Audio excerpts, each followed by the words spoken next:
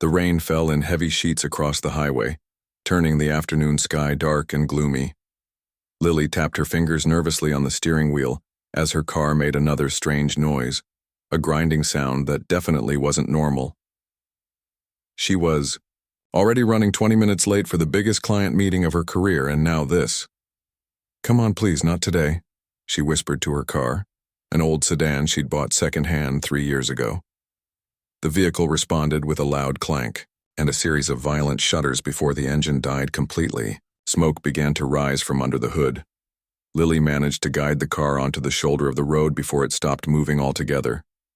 She pressed her forehead against the steering wheel and took a deep breath. This was not how today was supposed to go. Her boss had finally trusted her with the Richardson account, the biggest potential client their marketing firm had ever pursued, and now she wouldn't even make it to the presentation. She grabbed her phone from her purse and called for roadside assistance. The customer service representative informed her that due to the storm, there would be a minimum 2-hour wait for a tow truck. Lily looked at her watch. Her meeting had started 5 minutes ago. "Is there any way to get someone here sooner?" she asked, trying to keep her voice steady. "I have an extremely important work meeting." "I'm sorry, ma'am, but the storm has everyone backed up. 2 hours is the best we can do." Lily thanked the representative and ended the call. She dialed her office next, explained the situation to her assistant, and asked him to let the clients know she was dealing with an emergency. She could hear the disappointment in his voice. The Richardson family wasn't known for their patience or understanding. The rain continued to pound against the roof of her car as she sat there, watching other vehicles carefully navigate around her. Her phone buzzed with a message from her boss. "Richardson not happy. Do whatever you have to. Get here." Lily closed her eyes, fighting back tears of frustration. 3 years of hard work, late nights and sacrificed weekends, all potentially ruined by a car breakdown. A knock on her window startled her. A man stood in the rain, completely soaked despite wearing a dark baseball cap. He gestured for her to roll down her window. Lily hesitated. Her mother's voice echoed in her head, warning her about strangers on highways. But something about the man's kind eyes made her lower the window just an inch. "Car trouble?" he asked, raising his voice over the sound of the rain and passing traffic. "Yes," Lily replied cautiously. "I've called for a tow truck, but they won't be here for a while." The man nodded. "I noticed the smoke. Mind if I take a look? I'm a mechanic. My shop's just a couple exits down." Lily studied him more carefully. He was probably in his early 30s, with rain dripping from his cap onto a face that looked honest and open. His jacket was worn at the elbows, and his hands showed the unmistakable signs of someone who worked with them for a living. Slight calluses and what looked like engine grease under his fingernails that hadn't quite washed away. "How do I know you're really a mechanic?" Lily asked. The man smiled. "Fair question." He reached into his pocket and pulled out a business card, handing it to her through the crack in the window. It read, "Tom's Auto Repair," with an address for a shop in the next town over. Lily looked from the card to the rain-soaked man, then to her phone with her boss's threatening text message displayed on the screen. She made her decision and popped the hood. "Thank you," she said, opening her door and stepping out into the rain with her umbrella. "I'm running extremely late for an important meeting." "Let's see what we're working with," Tom said, moving to the front of the car and lifting the hood. Steam rose into the rainy air as he peered inside, seemingly unbothered by the water soaking through his clothes. "Looks like your radiator hose burst," he said after a moment. "You're lucky you pulled over when you did. Could have done serious damage to your engine if you'd kept driving. Can you fix it?" Lily asked hopefully, holding her umbrella over both of them as best she could. Tom glanced at her, noting her professional attire, the tailored suit now getting splashed with road grime and rain despite her best efforts. "Not permanently, not here. But I can do a temporary patch that'll get you where you need to go. You'll need to bring it in for proper repair soon, though." "That would be amazing," Lily said, relief washing over her. "I can't tell you how important this meeting is."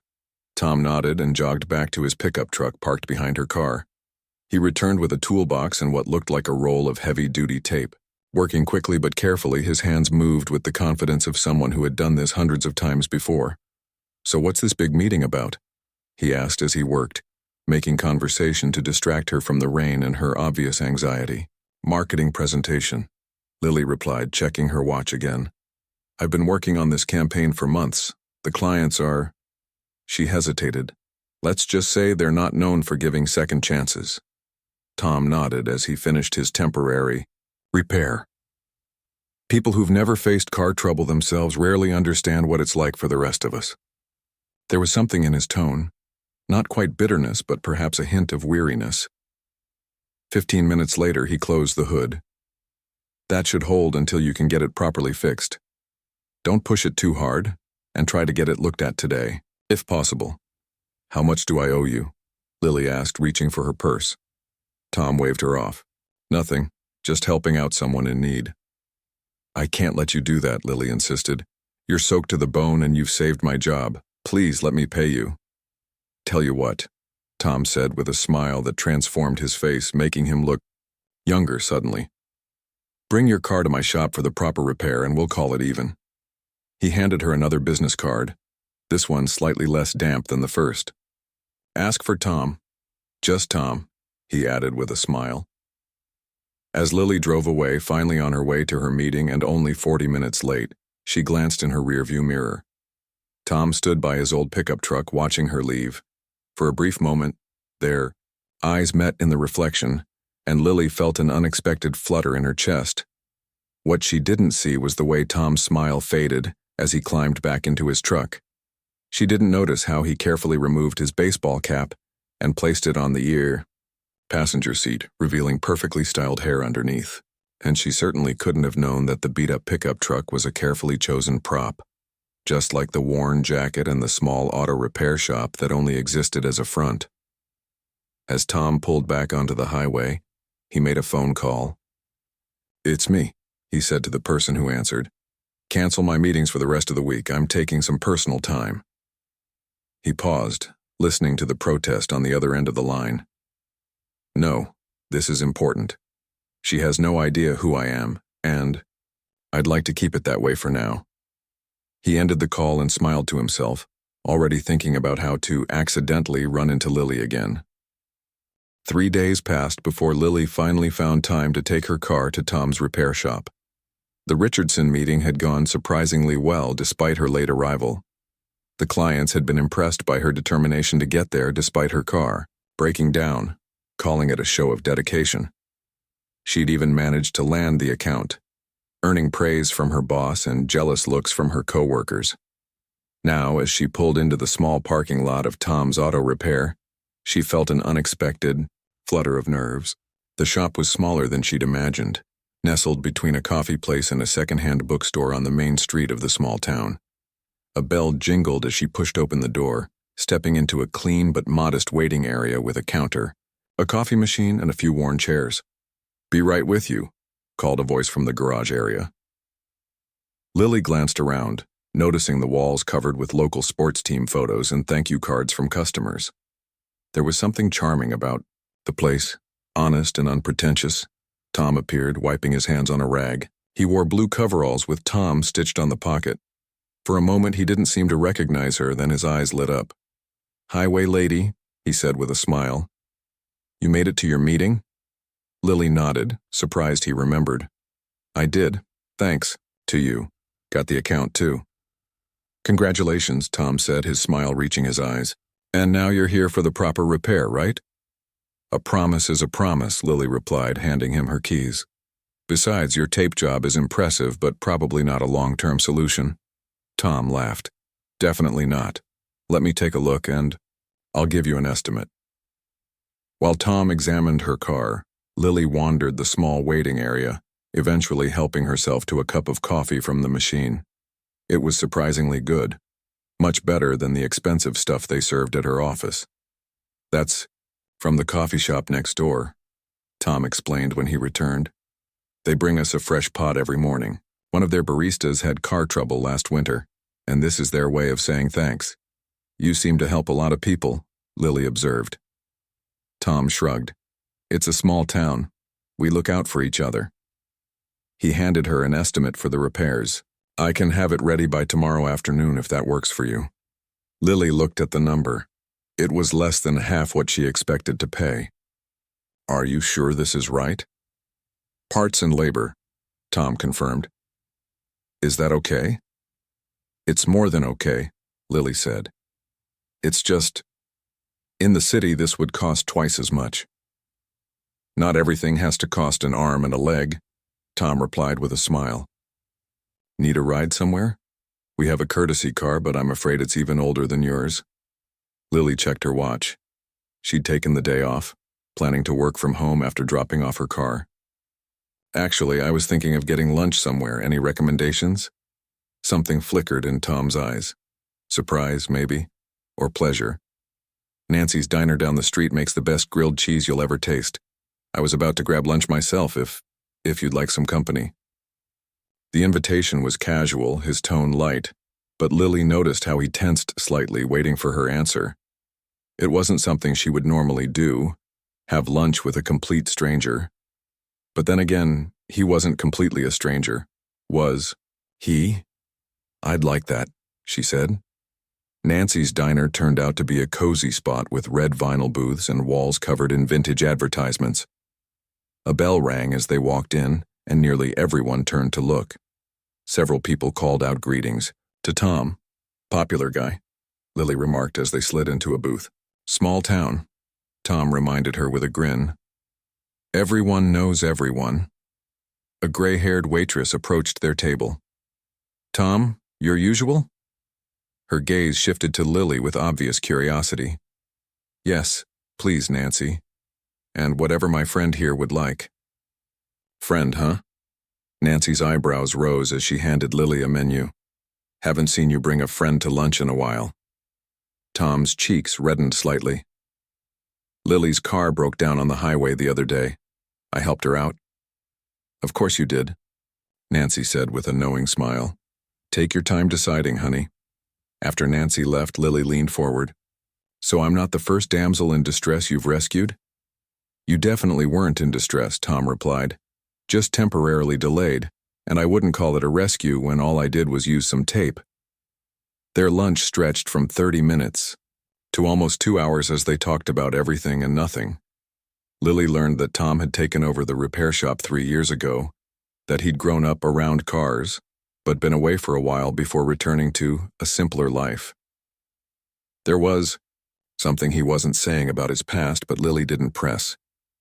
Everyone had their stories. In turn, she told him about her job at the marketing firm, her tiny apartment in the city, and her dream of one day starting her own agency. Why don't you? Tom asked, genuinely curious. Money, for one thing, Lily admitted. Starting a business takes capital, and confidence, I guess. It's a big risk. Sometimes the biggest risk is not taking one, Tom said quietly, something like regret crossing his face. When they finally left the diner, the afternoon sun was warm on their faces. They walked slowly back to the shop, neither seeming in a hurry for the conversation to end. I enjoyed this, Lily said as they reached the repair shop. Me too, Tom replied. He hesitated, then added, Your car won't be ready until tomorrow. Maybe you'd like to have dinner tonight? There's a nice place by the lake. The invitation was clearly more than just a friendly lunch between a mechanic and a customer. Lily thought about her empty apartment waiting for her in the city, the stack of work she'd planned to do, the sensible voice in her head warning her not to get involved with someone who lived in a different world from hers. Then she looked at Tom's face, open, hopeful, and somehow familiar despite having just met him, and made her decision. I'd love to, she said. What Lily couldn't see was the text message Tom sent after she left to wait for the courtesy car. Cancel my call with Tokyo. Something more important came up. Or the reply from his assistant. Again, sir, the board won't be happy. Or Tom's final message. The board works for me, not the other way around. I'll handle it tomorrow. Instead, all she knew was that for the first time in longer than she could remember, she was looking forward to an evening that had nothing to do with work or ambition or her 5-year plan. Just dinner by a lake with a kind mechanic with grease under his fingernails and mystery in his smile. 6 months flew by like pages torn from a calendar in an old movie. What started as dinner by the lake turned into weekend visits, long phone calls during lunch breaks, and Lily finding more and more reasons to make the hour-long drive to Tom's, small town. Despite the distance and their different worlds, something real was growing between them. "You're humming again," said Lily's office friend Beth as they waited for the coffee machine to finish brewing. "It's that small-town guy, isn't it?" Lily couldn't hide her smile. I don't know what we are, actually." "Well, whatever it is, it looks good on you," Beth said, pouring herself a cup. "But I still don't understand why he won't come visit you here. The city isn't that scary." It was a question Lily had asked herself many times. Tom always had a reason why she should come to him instead. His shop was busy. He couldn't leave his employees alone. He had a community event. Valid reasons, but sometimes she wondered if there was more to it. "Maybe he's just shy," Lily said, though she knew that wasn't true. Tom was many things, but shy wasn't one of them. He knew everyone in his town by name and could talk to anyone with ease. Just not, it seemed, in the city. That evening, as Lily packed an overnight bag for another weekend trip, her phone rang. Tom's name flashed on the screen. "Hey, you?" she answered, smiling. "Hey back," he said, his voice warm. "So, I've been thinking—" "Dangerous," Lily teased. "Probably," Tom agreed with a laugh. "But I was wondering if you're free next weekend, for something special." "Special how?" Lily asked, her heart speeding up slightly. "It's a surprise. Just clear your schedule from Friday to Sunday, and maybe pack something nice to wear." Friday couldn't come fast enough. Lily found herself watching the clock all week, distracted during meetings, her mind wandering to what Tom might have planned. They'd been together for half a year now, but they'd never put a label on what they were. Part of her wondered if this weekend might change that. When she finally pulled into the now familiar parking lot of Tom's Auto Repair, the shop was closed early, a rare occurrence. A note on the door read, "Follow the pebble path." A trail of white stones led around the side of the building to Tom's modest apartment above the shop. The door was unlocked, and when she stepped inside, her breath caught. The usually simple living room had been transformed with twinkling string lights and candles. Tom stood in the center, wearing not his usual work clothes but dark pants and a button-up shirt that made him look somehow different, more polished, like he belonged in her world, not just his. "What's all this?" Lily asked, setting down her bag. "Part one of your surprise," Tom said, stepping forward to kiss her lightly. "Dinner first, then the rest." Dinner was takeout from their favorite local restaurant, but Tom had set his small kitchen table with real cloth napkins and wine glasses that Lily had never seen before. As they ate, she noticed his eyes kept darting to the clock, his hands, occasionally fidgeting with his napkin, signs of nervousness she rarely saw in him. "Tom, is everything okay?" she finally asked as they finished dessert. He took a deep breath. "Lily, these past 6 months have been the happiest of my life. I feel like I can be myself with you in a way I haven't been able to with anyone for a long time." Lily's heart raced as he reached across the table to take her hand. "I know it's been complicated, with you in the city and me here, but I think it's time to take the next step." Was he about to propose? They hadn't even said, "I love you," yet, though Lily had felt the words bubbling up inside her for weeks now. But instead of pulling out a ring, Tom stood and led her to the sofa. "There's something I need to tell you first, something important." The serious look in his eyes made Lily's stomach tighten with worry. "You're not married, are you?" she half-joked, trying to ease the tension. Tom smiled faintly. "No, nothing like that. But it is about who I am, who I really am." He ran a hand through his hair, a gesture she'd come to recognize as his way of gathering courage. "Lily, my name isn't just Tom Walker, small-town mechanic. It's Thomas Allen Walker III. The name hung in the air between them, clearly meant to mean something. Lily shook her head slightly. "Okay," And that's important because Tom looked surprised for a moment, then let out a small laugh. You really don't know, do you? Walker Industries? The shipping company? Realization slowly dawned on Lily's face. Walker Industries was one of the largest shipping corporations in the country, a family business going back generations. She'd seen the name on cargo containers, trucks, even heard it mentioned in business news. You're that Walker family? Tom nodded slowly. My grandfather started the company. My father expanded it internationally. And well, technically, I'm the CEO. Or I was, until I stepped back 3 years ago to take a consulting role while still maintaining majority ownership. Lily stood up, needing space to process this information. The small apartment suddenly felt too small. You're telling me you're not really a mechanic? No, I am a mechanic, Tom said quickly. I always loved cars, worked on them with my grandfather. The repair shop is real. I bought it 3 years ago when I moved here looking for something different, a break from that world. And what's your net worth exactly? Lily asked, her voice sounding strange even to her own ears.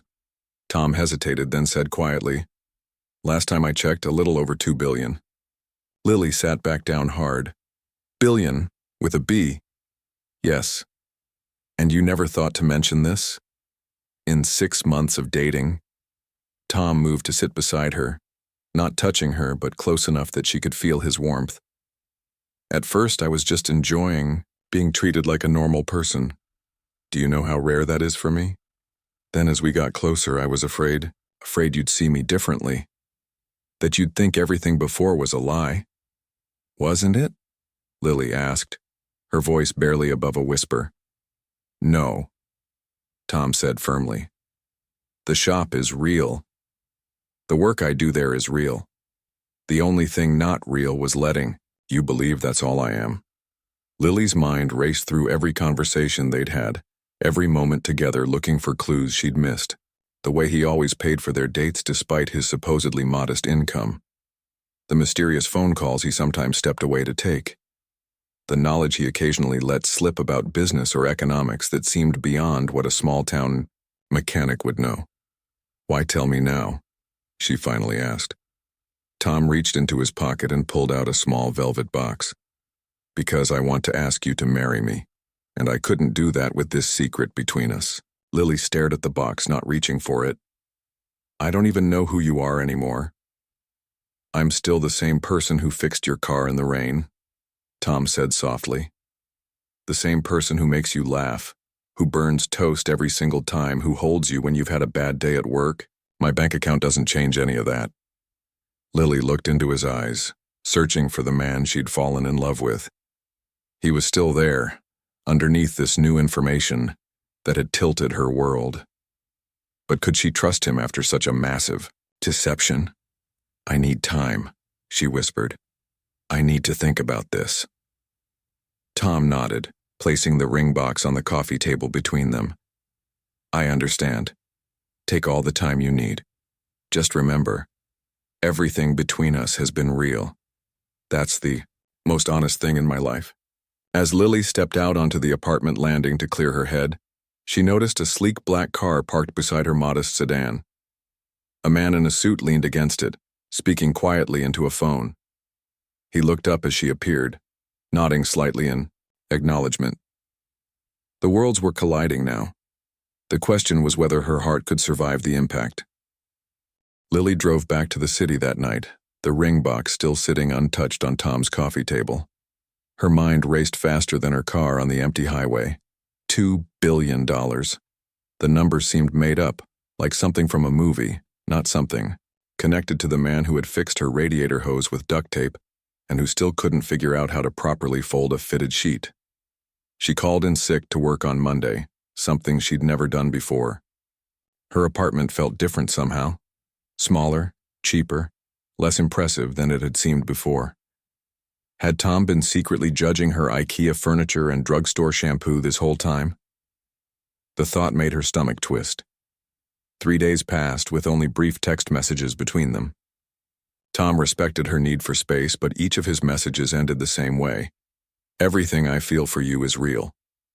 On the fourth day, her office phone rang with an unfamiliar number.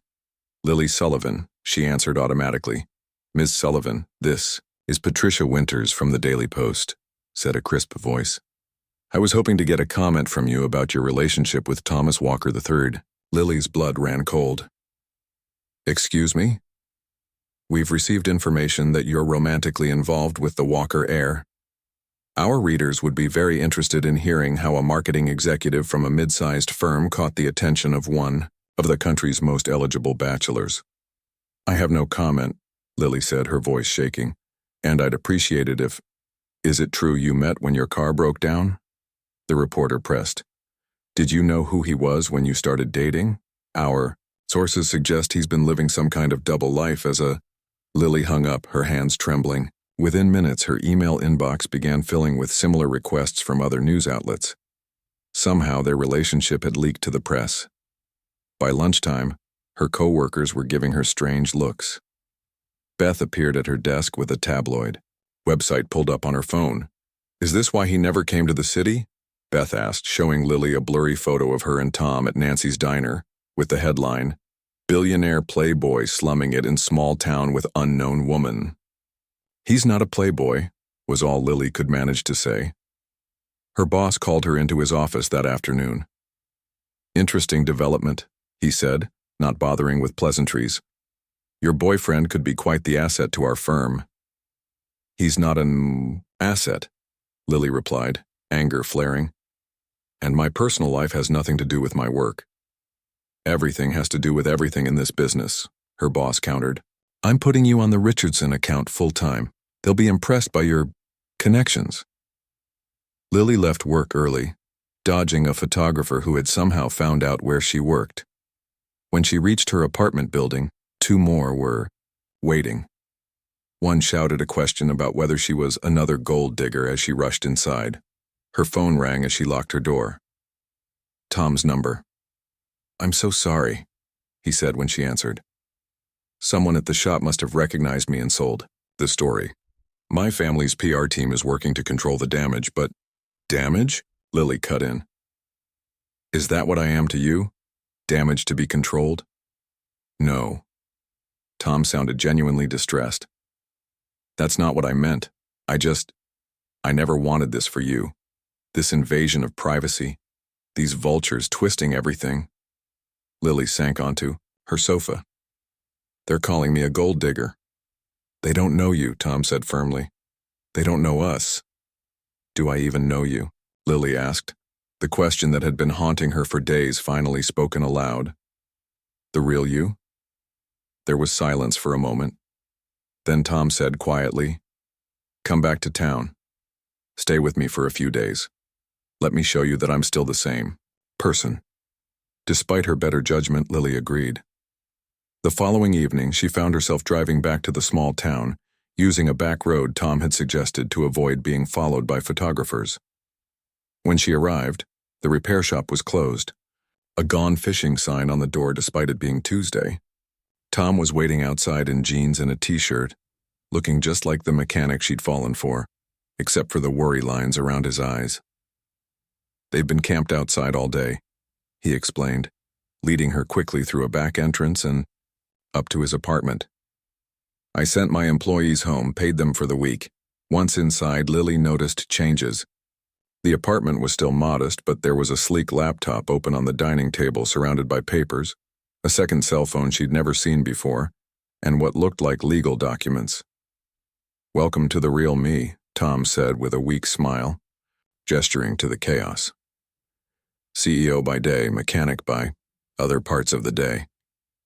How does that even work? Lily asked, setting down her overnight bag. Tom ran a hand through his hair. Conference calls, video meetings, a very good executive team, and a private jet when I absolutely have to be there in person. He sighed. I wasn't lying when I said I stepped back. I did. But stepping back, when you own the controlling interest in a global company, doesn't mean you can just disappear. And the shop is real. I studied mechanical engineering in college before my father pushed me into business school. Cars were always my escape. When things got too intense at the company, I'd go down to the maintenance garage and work on engines. The employees thought I was crazy. His smile turned more genuine. After my father died, the pressure got worse. The board, the shareholders, the endless meetings and decisions. I needed to breathe. So I bought this place, hired a couple of good people, and decided to get my hands dirty. Lily looked around the apartment, seeing it with new eyes. It wasn't that Tom was pretending to be poor. He simply valued simplicity. The furniture was basic, but good quality. The kitchen had top-of-the-line appliances disguised in modest casings. It was like he'd created a quiet space where money didn't matter. "Why didn't you tell me sooner?" she finally asked. Tom sat on the sofa, leaving space for her to join him. At first, I was just enjoying the anonymity. Then, as we got closer, I was afraid. Of what? That you'd see me differently. That you'd think I was hiding because I didn't trust you, when really I was hiding because I trusted you so much. He looked up at her with vulnerable eyes. "You have no idea how rare it is to have someone see me. Just me, not my bank account or my family name or what I can do for their career." Lily sat beside him, not touching, but close. "I need to know something. That night you helped me on the highway, was that planned?" "What?" "No." Tom looked genuinely shocked. "Pure coincidence. I was driving back from a meeting in the city. In the rain? In that old truck?" Tom smiled sheepishly. "I keep a corporate car in the city for meetings. The truck was parked at a satellite office just outside town. I like driving it. Makes me feel normal." Outside, a car honked, followed by voices. The press had found them.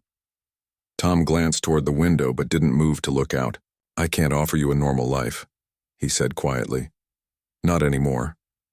But I can promise you that what we have, is the most real thing in my world." Lily looked at the man before her. Part billionaire CEO, part small-town mechanic, all heart. The man who had never once made her feel small or incomplete. The question wasn't whether she could trust him anymore, but whether she was brave enough to step into his complicated world. "I think," she said slowly, "that I might need to see that ring again." 6 months after Tom's proposal, Lily stood in a small room at the back of an old stone church, staring at her reflection in a full-length mirror. Her wedding dress was simple but elegant, ivory silk that flowed to the floor without the massive train or crystal embellishments that Tom could have easily afforded. She'd insisted on paying for it herself, one small stand of independence in a whirlwind of change. "You look beautiful," said Beth, her only bridesmaid, adjusting the small flowered hairpiece in Lily's hair. "I feel like I'm dreaming," Lily admitted. "A year ago I was stuck on the side of the road in the rain. Now I'm about to marry the 8th richest man in the country," Beth supplied with a smile. "No," Lily said firmly. "I'm marrying the guy who fixes cars and burns toast and hums off-key when he thinks no one's listening." The past 6 months hadn't been easy. After the news broke about their relationship, Lily's life had transformed overnight. Reporters ambushed her outside her apartment. Co-workers who'd barely spoken to her suddenly wanted to be best friends. Her boss had tried to use her connection to Tom to land new clients, leading to a heated argument that ended with Lily quitting on the spot. Tom had offered her a place to stay at his family's mansion outside the city, a sprawling estate with manicured gardens and a staff of 20. She'd taken one look at the formal dining room that could seat 30, and the priceless artwork on the walls, and felt like she couldn't breathe. Instead, they'd moved into a guest house on the property, still luxurious by her standards, but small, enough to feel like a real home. Learning to navigate Tom's world had been like learning a foreign language. There were unspoken rules about everything: which charities deserved support, which social events couldn't be missed, which family friends had to be acknowledged. The Walker name opened doors, but also came with expectations Lily had never imagined. 5 minutes, called the wedding planner from the doorway, interrupting Lily's thoughts. The wedding was small by Walker standards, only 100 guests instead of the 500 Tom's mother had initially suggested. They'd compromised on The venue, the historic church in Tom's small town, and the reception, a tent on the grounds of the Walker estate. Tom had given in on most details, caring only that Lily was happy. "Are you ready?" Beth asked, handing Lily her bouquet of wildflowers. "Almost," Lily replied. "Could you give me a minute alone?" When Beth left, Lily took a deep breath, steadying herself. The past year had been a roller coaster, but through it all Tom had remained her anchor, the same kind, thoughtful man who'd stopped to help a stranger in the rain. Under the trappings of wealth and privilege was still the person she'd fallen in love with. A soft knock on the door broke her reverie. "Come in," she called, expecting Beth or the wedding planner. Instead, Tom slipped into the room, looking handsome in a tailored suit but with grease still faintly visible under his fingernails. Evidence he'd been tinkering with his vintage car collection that morning despite the wedding planner's protests. "You're not supposed to see me before the ceremony," Lily said, but she couldn't help smiling. "I know," Tom said, keeping his distance but letting his eyes take her in. "But there's something important I need to tell you first. Something I should have said months ago." Lily felt a flicker of concern. "What is it?" Tom took a deep breath. "I've been thinking about our future, about what kind of life we want to build together." "Okay," Lily said cautiously. "I've decided to step down as CEO of Walker Industries," Tom said, the words coming out in a rush. "Permanently this time. My cousin Amy has been handling most of the day-to-day operations anyway, and she's better at it than I ever was." Blank stared at him. But the company is your family's legacy. Your grandfather built it from nothing, and it will still be in the family," Tom assured her. "I'll maintain my seat on the board, but I'm done with the 60-hour weeks and constant travel." He moved closer, careful not to wrinkle her dress. "I want to build a different kind of legacy." "The repair shop?" Lily guessed. Tom nodded. "I've already talked to Mike and Denny about expanding, maybe adding a restoration business for classic cars. It wouldn't make billions, but it would make enough. And more importantly, it would make me happy." He searched her face. "Would that be enough? For you? A life that's comfortable but not extravagant?" Lily laughed, surprising both of them. "Tom, even your definition of not extravagant is beyond what most people dream of. But yes, that would be more than enough." Relief washed over his face. "There's one more thing." He reached into his pocket and pulled out a small box. Not the jeweler's box that had held the enormous diamond engagement ring now on her finger, but a worn, cardboard box that looked like it came from the repair shop. "What's this?" Lily asked as he handed it to her. "Open it." Inside was a simple silver band, similar to the one Tom had originally shown her the night of his confession. The ring he'd claimed he could barely afford on a mechanic's salary. "I bought this with my first week's actual earnings from the shop," Tom explained. "Not Walker money, not family money, just what I earned with my own two hands." He swallowed hard.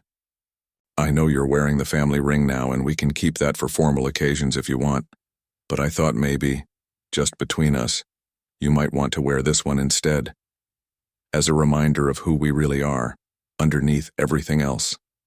Tears welled in Lily's eyes as she removed the diamond ring and slipped on the silver band. It was lighter, simpler, truer somehow. "It's perfect," she whispered. From outside came the sound of music starting, their cue that the ceremony was about to begin. "I should go," Tom said reluctantly. "The groom isn't supposed to see the bride before the wedding. It's bad luck." Lily caught his hand. "I think we've had all our bad luck already. It's only good luck from here." As Tom slipped out of the room, Lily looked down at the silver band on her finger. In a few minutes she would walk down the aisle to marry a man who happened to be a billionaire. But in her heart, she was marrying the mechanic who'd stopped to help her in the rain. The man who'd seen her when she was just a woman with a broken-down car, and who'd loved her enough to show her his true self, flaws and all. Beth returned to the room. "It's time," she said softly. Lily took a deep breath and nodded. She was ready, not for the wealth or the privilege or the famous last name, but for the life they would build together, one day at a time, with their hands and their hearts. Let's go, she said, stepping toward her future. He's waiting,